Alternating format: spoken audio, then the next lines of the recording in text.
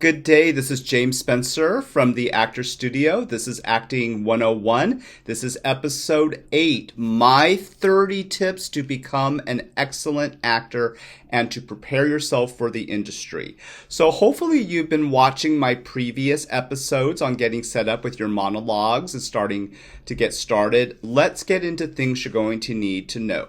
If you just start applying and working towards these 30 tips I'm going to give you, you will see huge improvements not only in your acting but in what you manifest in the industry. Okay, so let's get started.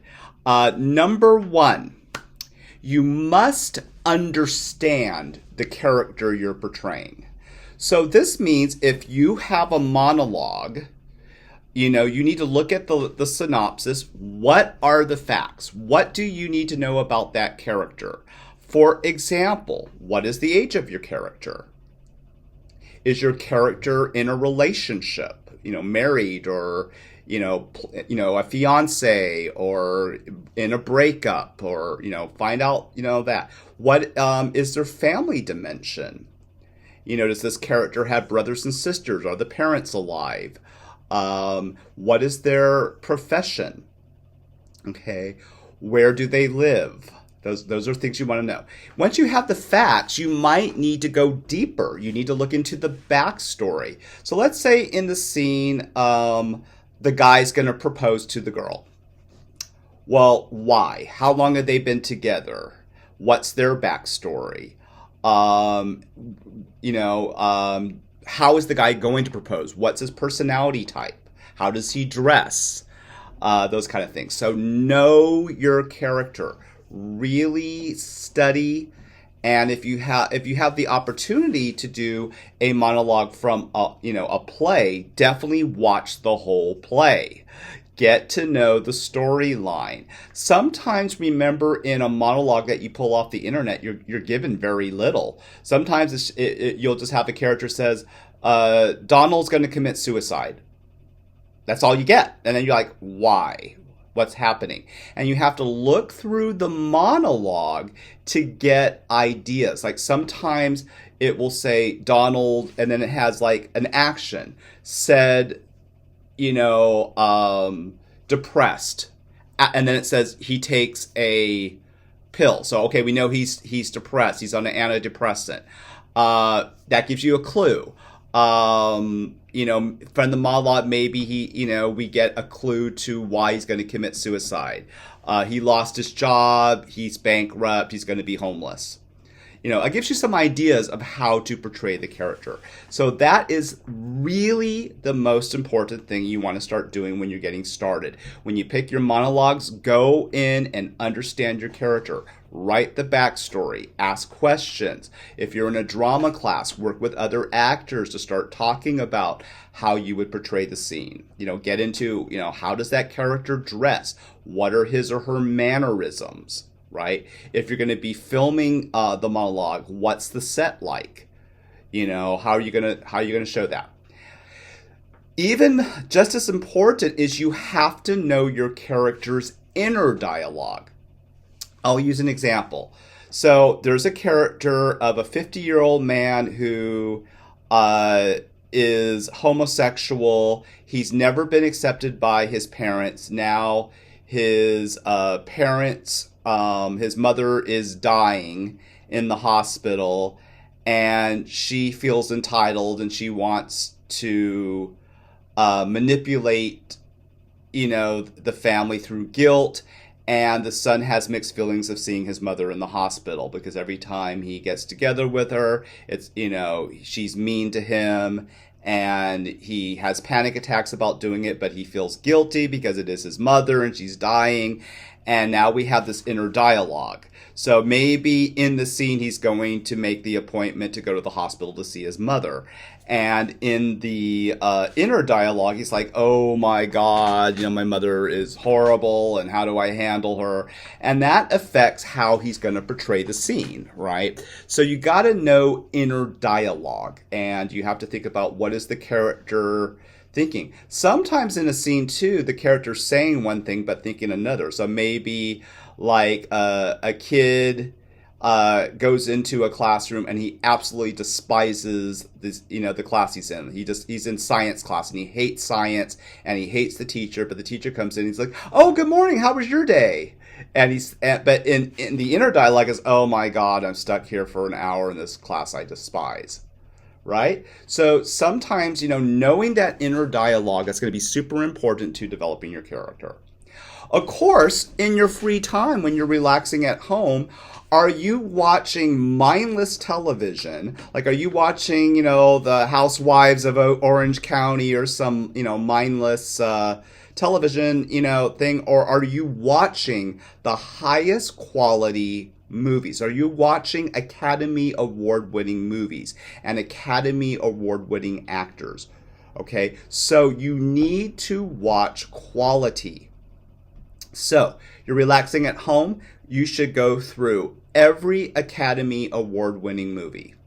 And if you, I don't know where to start, you can go to Wikipedia and type in, nominations for Academy Awards for Best Movie of the Year. And they started back in 1929. You can go all the way up to the present. You can say, okay, here's all these movies that have been nominated. And you should keep a checklist. I'm going to watch, whatever it is. I want to watch Gone with the Wind. I'm going to watch a current movie, watch quality actors and actresses. Also, you should watch quality plays. So look up the Tony Awards, which are awards for the best Broadway musicals and plays, and you can go find quality plays and go watch plays. There's a lot of Broadway plays, complete plays up on, YouTube. And you should be learning your playwrights. This is your history. So who is Arthur Miller? Who is Shakespeare? Who is, Noel Coward? So forth. Learn your playwrights. Okay, this is the business. And it's amazing to me. I'll have someone come to me as a new student and they said, "Oh yeah, I've been studying acting for 5 years." And I mention a very famous play like The Crucible, and like, "What's that?"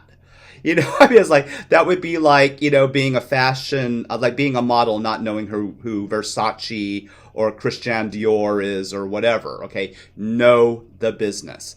And that's very, very important. Okay, so in addition to watching your movies and plays, you need to have confidence. You have to believe in yourself and you have to be positive.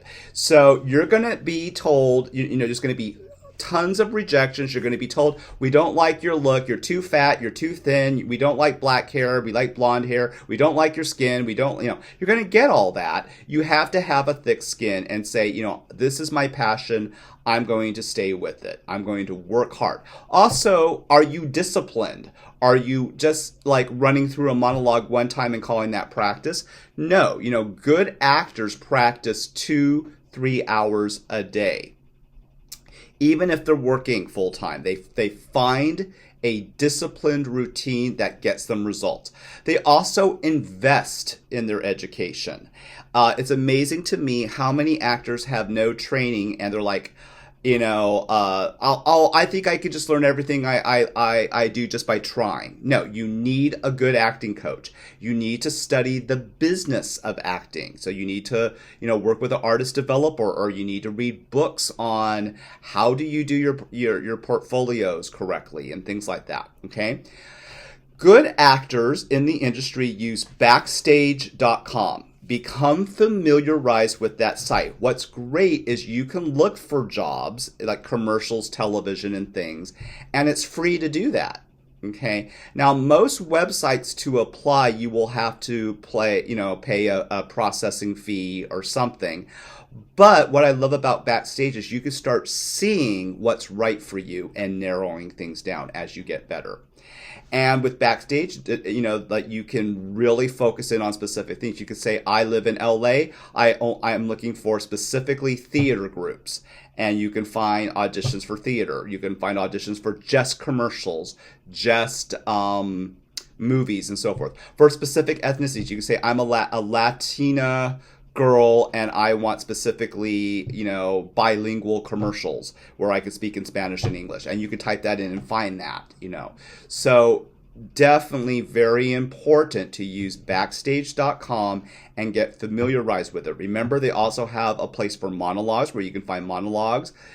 They have places where you can put up profiles of yourself as an actor, once you get your headshots done, things like that. You must have superior vocabulary. You have to read daily. If your vocabulary is weak, there's a book I recommend. It's called Word Power Made Easy. Look that book up. It teaches etymology. Etymology is the Latin derivatives or the Latin roots of words. You should be able to know how to pronounce nearly every word in the dictionary, and you should know what things mean. It's amazing how many times beginner actors that do not have a good vocabulary will pronounce things wrong. And you can't. That's your job. If you're an actor and you have a word that comes up, you need to know how to pronounce it. For example, I saw this in a monologue. Most people would know specific foods, right? So in a monologue, this girl is going through fast food, and she says, "I would like a quesadilla instead of a quesadilla." That's a no-no. You need to know how to pronounce things. So if you don't, you need to look up words, especially if you have, words that are foreign that come up in dialogues, like a French word, a German word. Know them cold. So you got to have superior vocabulary. Read every day. Good actors go through a novel a week, at least. They're reading. They're getting better. They're studying. They're learning what's new, what's coming out, what's the next thing that's going to be made into a movie. They know. Okay? So in addition to reading daily, you need to have superior memory skills. So I will have additional videos on how to start memorizing, but you got to develop your memory. 8, invest in a good quality computer. You want to have a computer that has, high speed, plenty of memory, can get you on the internet quickly, has programs like iPhoto, iMovie, things that you can use as an actor.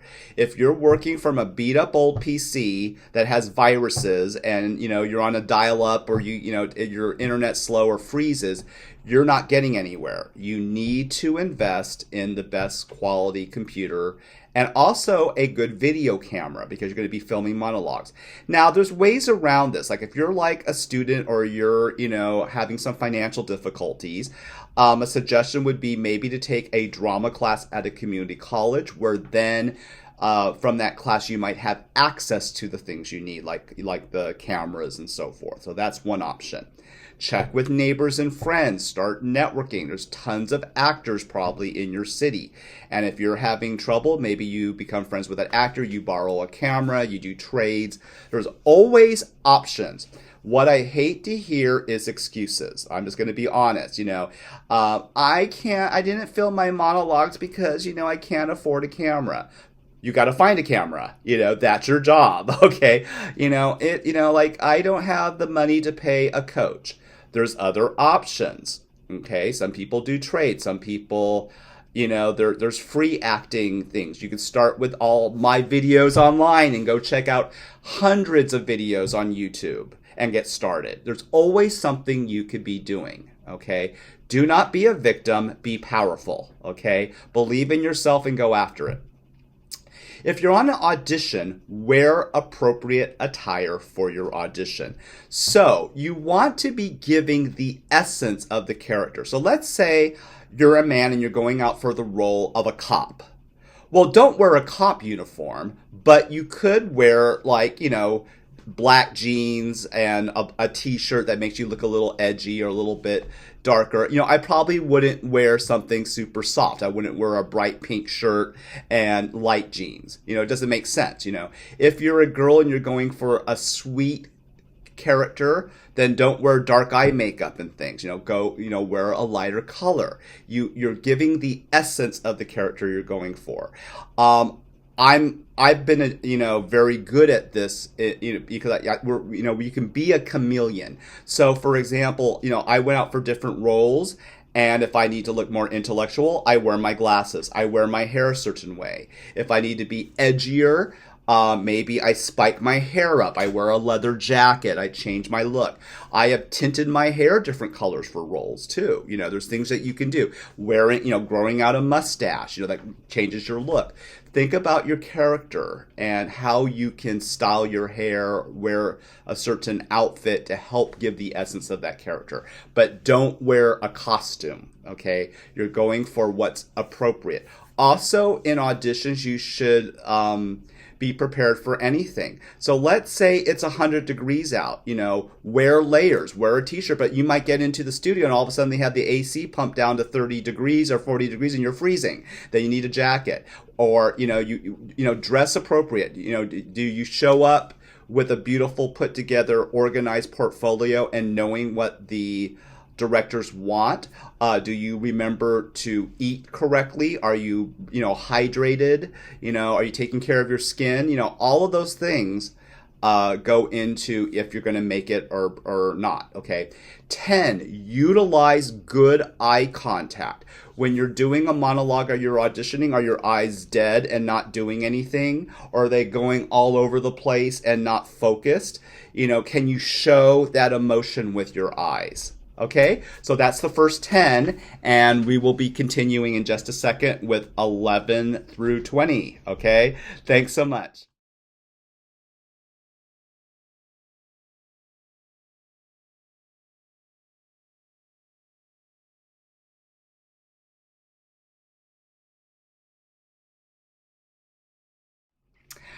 Okay, so let's continue on with 11 through 20 of my points for being an excellent actor.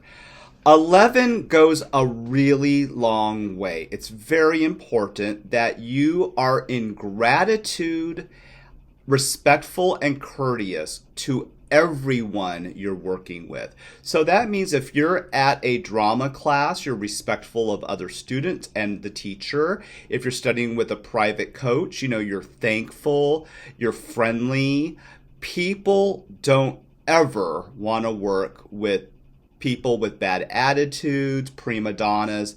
You'll blacklist yourself. So it's really just about be a good person, like you love acting. So, if someone's doing your hair and makeup, it's like, hey, thank you. Have a great day. I really appreciate the beautiful job you did.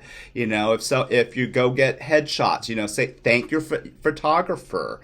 If you, go on an acting audition, thank the director. Thank you for this opportunity today to come in. If you do that, it goes such a long way. Be courteous, respectful, be a good person. Number 12, you must have a superior monologue portfolio. Pick those monologues that reflect you. Know your monologues backwards and forwards. When you go in for any audition, you will be asked to probably do a 1 minute to a 90 second monologue. Pick the right ones. Come prepared. Have that portfolio put together properly. Have a nice, heavy, black 3-ring binder. Have your monologues in, with dividers and in sheet protectors and professional. Don't show up, like I was supposed to pick the monologue off the internet for the audition. Like, oh, forgot it. Sorry. Nope. Next. Okay. So be professional, be prepared, okay? Superior monologue portfolio. Number 13, you have to understand with this industry, it's a numbers game. So you might be very lucky. I've had some students that studied with me for only 3 months, and like the second audition, they booked something. I've had others that they went on 200 auditions before they booked something. Everybody's different, and you can't take it personally. What you want to do is you need to invest in your time, and you're going to get better. The more auditions you can go on, the better your chances. Also, of course, it just goes without saying that if you want to be in the industry, you should live near industry. So like if you want to be, a film actor, it does help if you live in LA County and you can get to Hollywood or Century City or Burbank or one of the filming areas quickly. It's very hard if you live in some rural town in, I don't know, Mississippi or something, to have the same opportunities. But it doesn't mean you can't get started no matter where you're at. Okay, I'm not saying to give up because you maybe don't live right by an industry. There's always opportunities. There's community theater. There are all kinds of options. I have a lot of students in smaller cities that get involved with the universities to be actors for student films. There's all kinds of opportunities.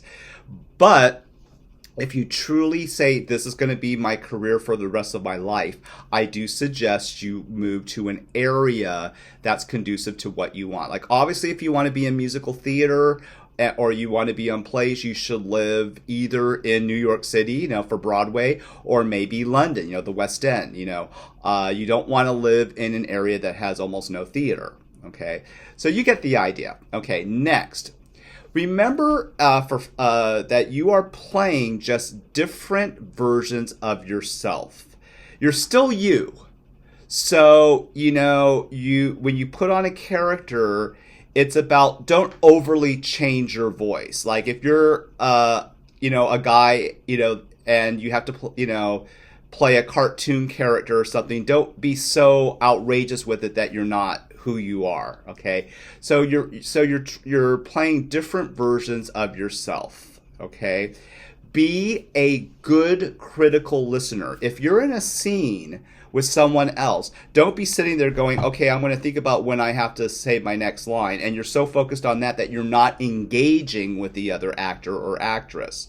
Okay, be a good listener. React as in the character to what someone's saying.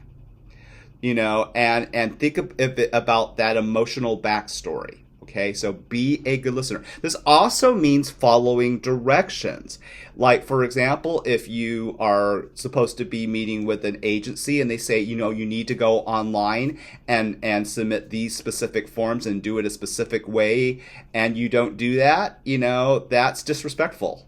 Listen. That means if you're in class, and you're in a drama class, a drama scene, don't be talking on your cell phone or whatever. Listen, be courteous, and so forth. It's always good to say thank you. That goes a long way. It's amazing. Like I can tell when I have a new student, by the way, who will succeed and who will not within 1 week. And the ones that show up on time, they're like, good day, Mr. Spencer. It's nice to see you. I'm ready to work. My homework's done. They're going to do great. The ones that are like, oh, sorry, my alarm, didn't wake me up and I didn't get my coffee and then my car broke down. Every excuse in the book, they're not going to go anywhere. So, you have to ask yourself, do you have the right attitude to be an actor? Punctuality is a big one for me. I was brought up, my part of my family, my dad's side is British. British are like, we're super punctual. And if I say okay, I have a student and they're showing up at 10 o'clock, I expect them here on the dot or a little bit early. I don't expect them showing up 5 minutes late for any reason. I don't care, oh, there was more traffic, then you plan for it. Like whenever I had an audition when I was in Hollywood, I always booked because I did what was required. If they said be at that audition at 9 a.m., I was there at 8:30. I was prepared, ready to go. I didn't show up 20 minutes late with all the excuses like, oh, sorry, my car broke down, or whatever.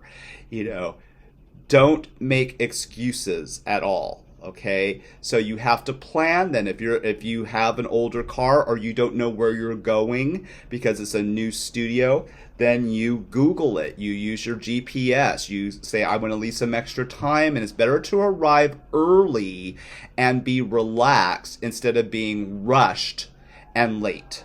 And if you're rushed and late, that also affects your ability to do a good job. If you're stressed, like you're running in the door and you're sweaty and you didn't have any time to go to the bathroom or fix your makeup or whatever, you're not going to do as good, right? Punctuality is key.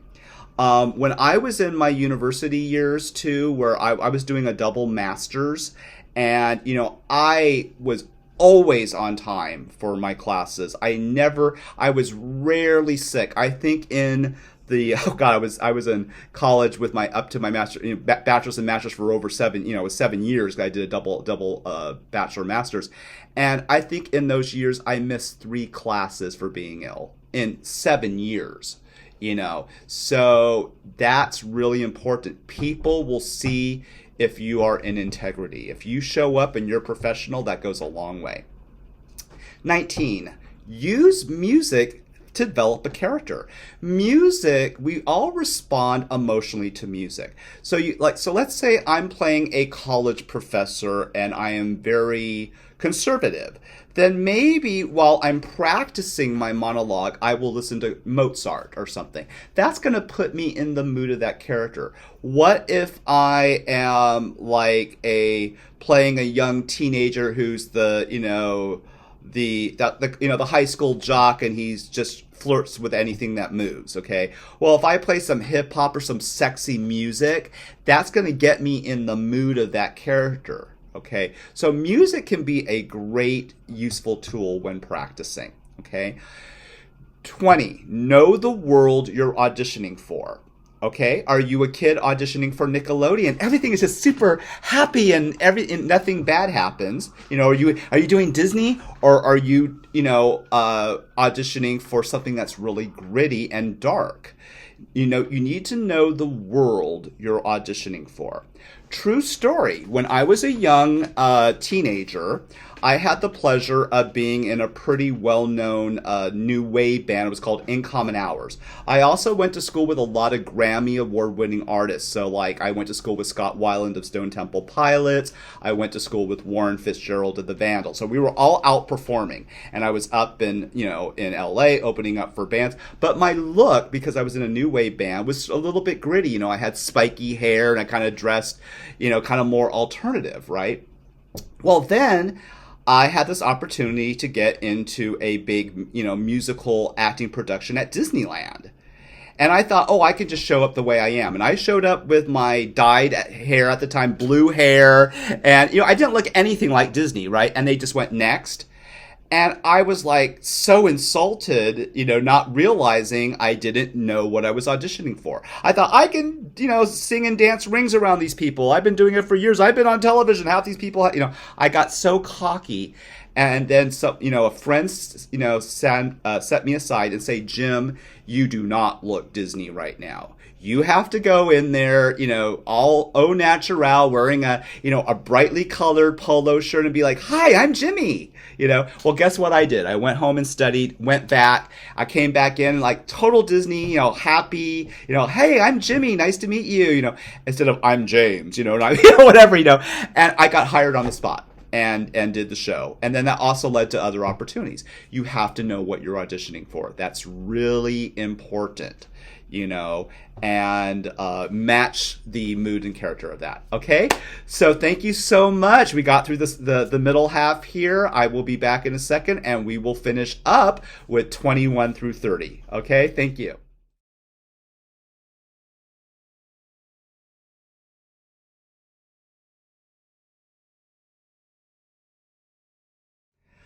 Okay, thank you for staying with me. We are now up to point 21. Okay, something to understand is the stronger your character, the less the eyes blink.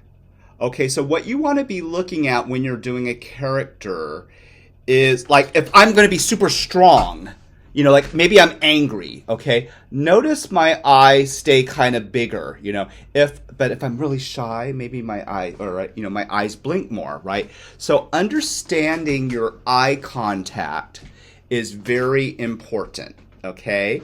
And like I said, it doesn't mean that if you're doing a strong role, you never want to blink. That would look weird too. But it's just about, when you work in front of a camera, be aware of that, okay? Number 22, know your character's physical idiosyncrasies. Okay, so maybe your character is a nervous person. So what's their nervous tick? Maybe they play with their hands, or they shake a little bit, or they fidget, right? So this can affect even your entrances and exits. Think about like when you're, what is that character thinking when they're entering? What is their mannerisms? What are they wearing? That affects how your body language. Like, for example, even the way you sit. Like, when you're confident, people sit. Guys stand tall. Or sit tall, right? If we are weak or embarrassed or depressed or whatever, we kind of withdraw a little bit. Maybe the body language changes. Maybe something more like this, closed up.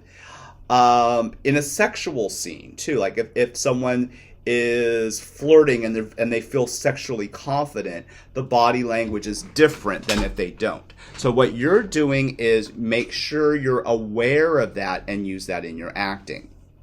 Okay, ask yourself, would I say this that way if I was that character? So let's say the scene is a guy who despises his wife.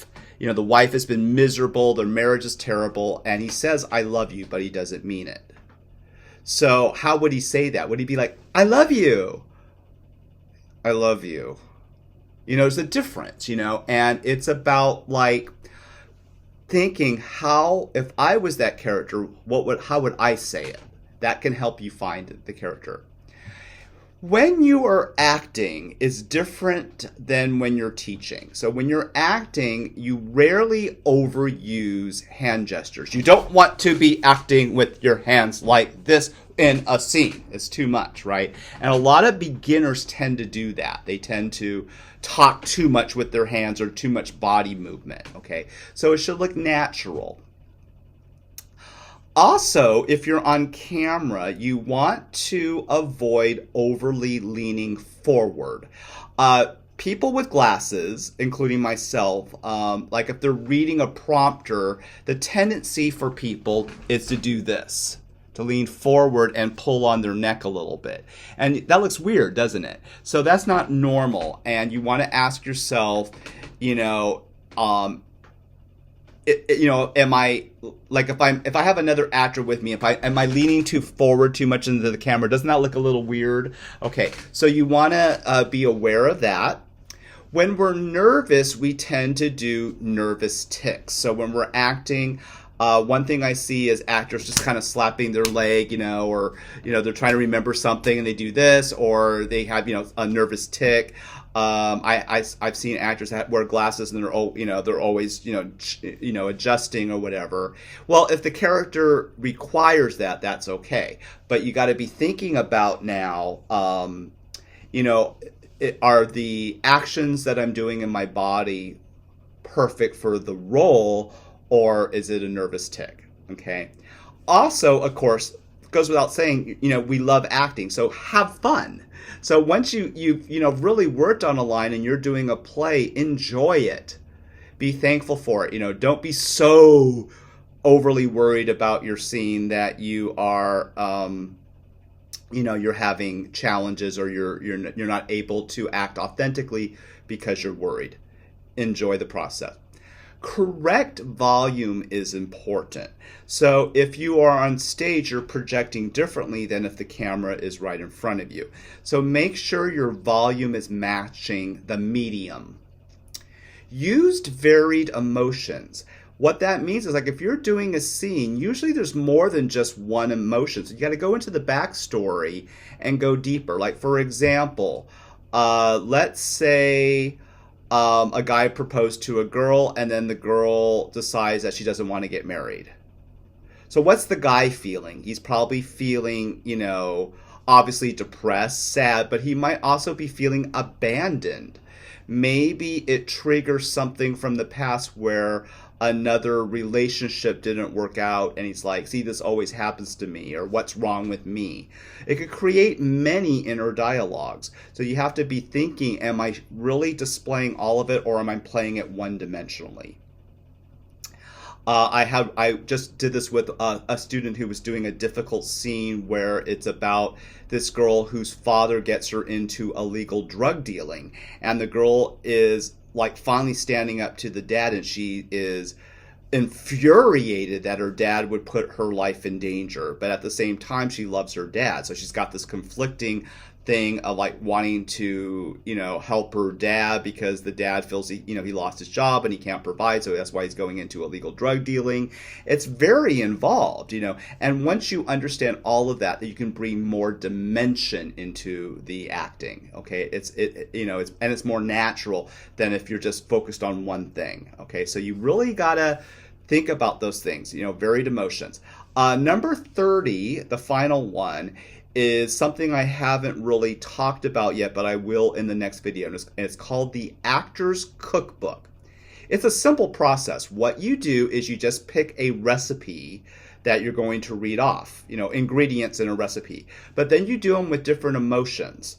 And what it does is, since you're not focusing on, developing a character or, actually acting in a scene, you're just reading off ingredients, it's really easy to just focus on developing the emotion.